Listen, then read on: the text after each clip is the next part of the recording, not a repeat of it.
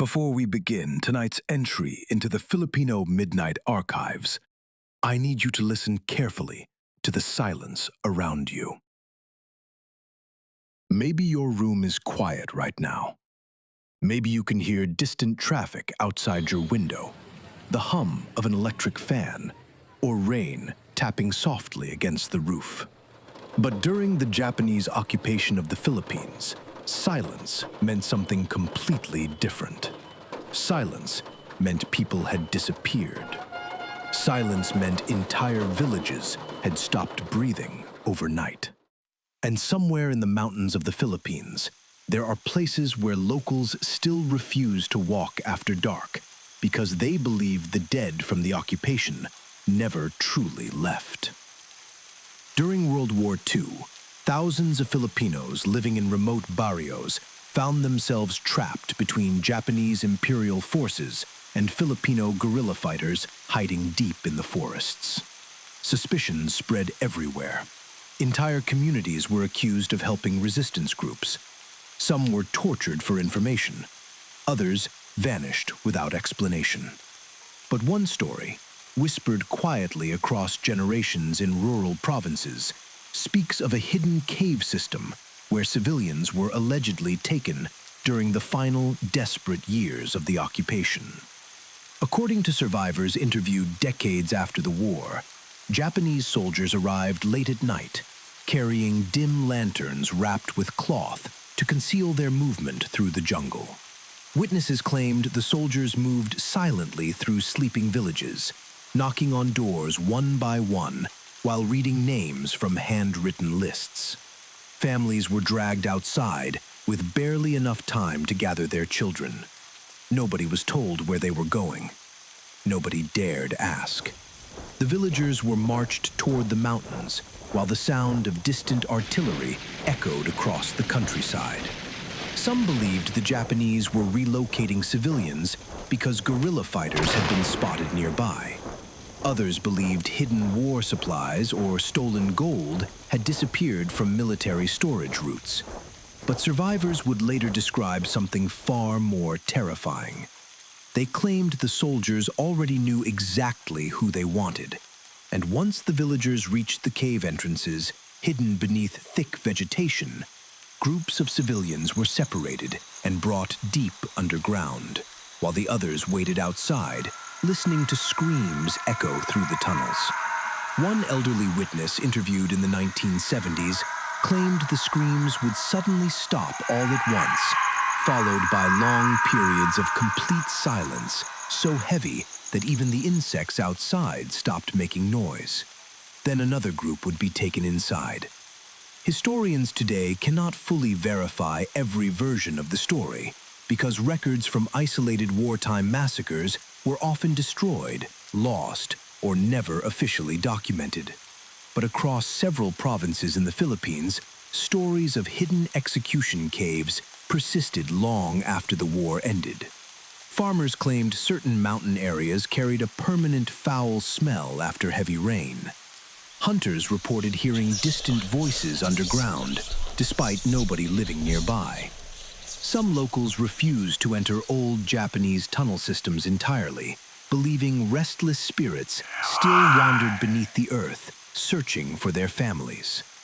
In some accounts, American and Filipino forces later discovered caves containing skeletal remains stacked near collapsed tunnel chambers. Other stories claim entire sections of mountain caves were intentionally sealed after the war because survivors refused to describe what had been found inside. But perhaps the most disturbing part of these stories came years later. Villagers living near former Japanese encampments began reporting strange sounds at night whenever storms passed through the mountains. Witnesses described hearing synchronized footsteps marching beneath the ground, as if soldiers were still moving through flooded tunnels below the rice fields. Others claimed to see dim lantern lights drifting between trees before vanishing completely into the darkness.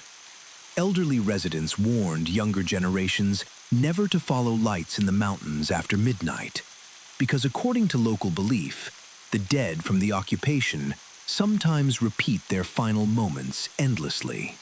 There are also darker rumors, whispered quietly among older Filipinos who grew up hearing these stories from grandparents who survived the war. Some believe not all the soldiers died when the occupation ended. A few allegedly remained hidden deep in remote mountain tunnels for years after Japan surrendered, surviving like ghosts among abandoned caves and forgotten jungle paths. Stories spread of strange encounters with thin, starving men wearing fragments of imperial uniforms long after the war officially ended. Whether those stories were true or simply fear transforming into folklore, no one can say for certain. But across the Philippines, the trauma left behind by the Japanese occupation embedded itself deeply into local superstition. Places touched by massacres became cursed ground. Forests where executions occurred became areas people avoided after sunset. And caves connected to wartime killings slowly transformed into something worse than historical sites. They became haunted spaces where history itself refused to stay buried. Even today, some rural communities still perform prayers before entering old wartime tunnels. Others leave offerings near cave entrances out of respect for unidentified dead believed to remain trapped inside collapsed chambers beneath the mountains. Because in the Philippines, horror was never separated from history. For many families, the stories passed down about the occupation do not feel like distant events from textbooks. They feel personal, immediate, alive. And maybe that is why so many wartime legends continue surviving across generations. Not because people enjoy frightening stories, but because fear became part of how communities remembered what happened to them. So tonight, before you sleep, imagine hearing boots marching beneath your home while rain falls outside your window. Imagine hearing distant whispers in a language you do not understand, coming from somewhere underground. Then imagine realizing those sounds are coming from a place where nobody has lived for more than 80 years. And if you ever find yourself near abandoned wartime tunnels somewhere in the Philippines, remember what older villagers still say. Never follow lantern lights into the mountains after midnight. Because some people believe the war never truly ended beneath the earth.